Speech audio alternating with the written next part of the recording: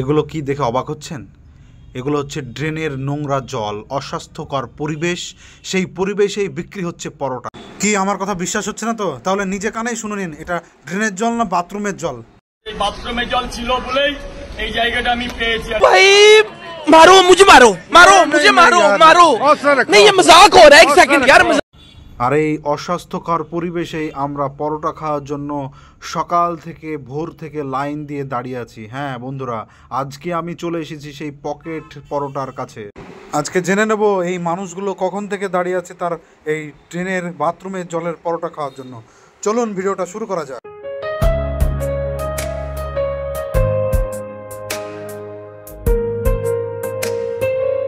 বন্ধুরা, আজকে আমি চলে এসেছি শিয়ালদা স্টেশন, দেখতেই পাচ্ছেন। এখান থেকে যাব পকেট পরোটা সেই রাজুদার ফেমাস দোকানে। বন্ধুরা, সেই দোকানে গিয়ে দেখব সেই দোকান কোথায় এবং কীরকম জায়গায় সে বসে পরোটা বিক্রি করে।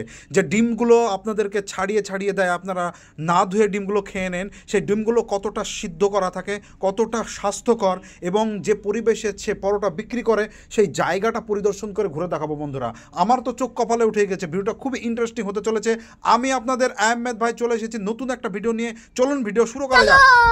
চল, শিয়ালদা মেট্রো স্টেশন, এখান থেকে চলে যেতে হবে এই রাস্তার দিকে। তো দেখতেই পাচ্ছেন সকালবেলার ঝঞ্ঝট সেই কলকাতা।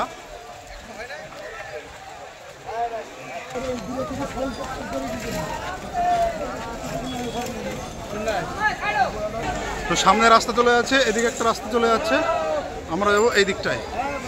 তো বন্ধুরা, দেখতে পাচ্ছেন যানজট শহর কলকাতা, সবাই ব্যস্ত। কোথায় যে যায় মানুষ, এত ছুটাছুটি করে, এত দৌড়দৌড়ি করে, আমি বুঝতে পারি না। এত যানজট শহর কলকাতা। তো দেখতেই পাচ্ছেন এই যে চলে আসলো এদিকটায় আপনার সেই রাজুদার পকেট পরোটার সেই দোকান।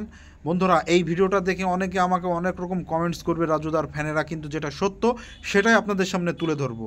এইবার আমরা চলে আসলাম কিন্তু ফাইনালি সেই জায়গায়, যে জায়গায় দাঁড়িয়ে রাজুদা পকেট পরোটা বিক্রি করে। চলুন আপনাদেরকে সেই ভয়ঙ্কর জায়গাটা ঘুরে দেখায়। বন্ধুরা, এসে এসে দেখলাম এই যে পরিস্থিতি দেখতেই পাচ্ছেন। একটু আগে রাজুদা নিজে মুখে বলেছে এই বাথরুমের জল ছিল বলে এই জায়গাটা আমি করে খাই। এই বাথরুমের জল ছিল বলেই এই জায়গাটা আমি পেয়েছি। আর এই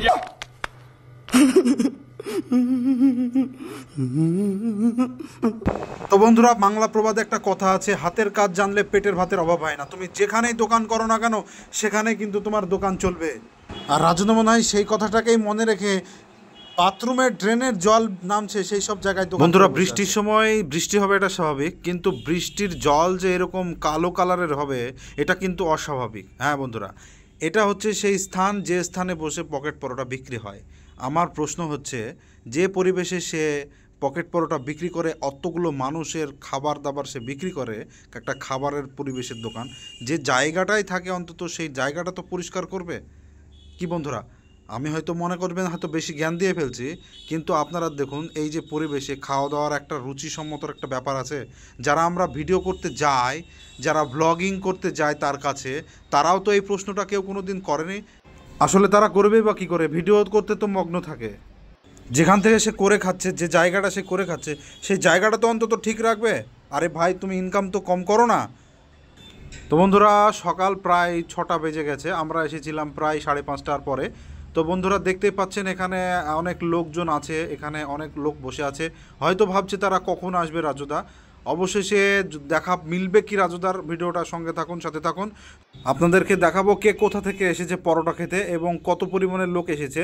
যেহেতু আজকে বৃষ্টি পড়ছে ঝমঝম করে, আসলে রাজুদা আসবে কি না জেনে নেব ভালো করে তাদের মুখ থেকে। চলুন সরাসরি তাদের কাছে জেনে নিই। পার হয়ে গেল, রাজুদা কখন আসে জানো তুমি সঠিক? আমি জানি না, আমি তো আজকে আসলা। কি ব্যাপার, ঘুরে যাচ্ছেন কেন দাদা? রাজুদা আসেনি, তার জন্য। কটার দিকে আসার কথা লাস্ট টাইম? 6টার দিকে চলে আসে। 6টার দিকে চলে আসে, এখনো পর্যন্ত আসেনি, তার মানে আজকে আসবে না। হয়তো আসতে না আসতে বৃষ্টির কারণে। বন্ধুরা, দেখতেই পাচ্ছেন বৃষ্টির কারণে সব ঘুরে যাচ্ছে রাজুদার সেই কাস্টমারগুলো। তো বন্ধুরা, আমি দর্শকদের উদ্দেশ্যে একটা কথাই বলবো, যে এই জায়গায় বসে পরোটা বিক্রি করা উচিত না এর থেকে ভালো জায়গায় পরোটা বিক্রি করা উচিত? আপনাদের কমেন্ট। কলকাতায় ঘুরে আমি যেটা দেখলাম, এই যে হসপিটালের এই যে গেটে যে রাজু পরোটা বিক্রি করে, এরকম পরোটা কিন্তু প্রচুর লোক বিক্রি করে। কিভাবে ভাইরাল হয়ে গিয়েছে, কিন্তু সেই জায়গাটা সে এখনও পর্যন্ত ঠিকঠাক করেনি। এটাই আমার বড় দুঃখ, যে মানুষ পয়সা ইনকাম করে না তখন তার একটা আলাদা ব্যাপার থাকে, কিন্তু সে তো পয়সা ইনকাম করছে, তাহলে সেই জায়গাটা সে অন্য জায়গায় চেঞ্জ করে ভালো জায়গায় কেন সে গেল না? আমার প্রশ্ন হচ্ছে একটাই। বন্ধুরা, এই ছিল আজকের ভিডিও। কেমন লাগলো ভিডিওটা অবশ্যই জানাবেন। যদি ভালো লাগে তাহলে একটা লাইক দিন এবং সাবস্ক্রাইব করে আমার পাশে থাকুন। আর এই যে ভিডিওটা ইগনোর করবেন, এটা হচ্ছে আগের ভিডিও, তখন শীতের সময় ছিল, দেখতেই পাচ্ছেন সেখানে এই জায়গাটায় বসে পরোটা বিক্রি করছে, সেটাই আজকে দেখালাম।